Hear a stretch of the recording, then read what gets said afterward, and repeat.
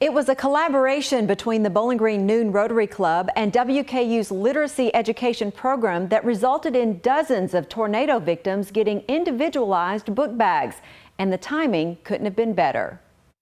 There was trauma related to the tornado coming up from the anniversary, right? Like you got closer to the anniversary, you saw more and more students kind of struggling a little bit with just their emotions and how to deal with that. Christmas came a little early last month for some students at Jennings Creek Elementary who were greatly impacted by the tornadoes just over 1 year ago. I got my favorite books. One of them was called The Dark Place and the Creepy Stories, and I like that book. Using $10,000 from the Bowling Green Noon Rotary Club, WKU's literacy ambassadors filled book bags for students at a half a dozen schools in the city and county. One of the things that came out of this was that the students really understood that it's important to get to know the needs of kids and get to know their interests and really be able to respond to that in a meaningful way. We can rebuild personal libraries that they might have lost in the tornadoes,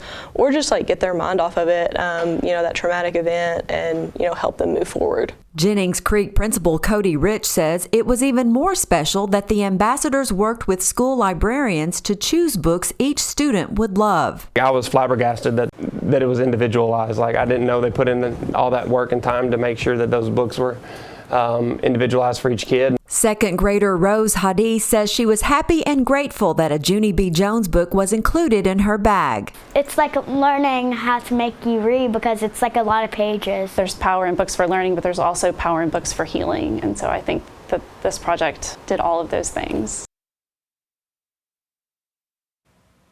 Applications are still being taken for area students who were impacted by the tornadoes and could use books in the home. For information, you can call 745-4324. With this week's View from the Hill, I'm Amy Bingham.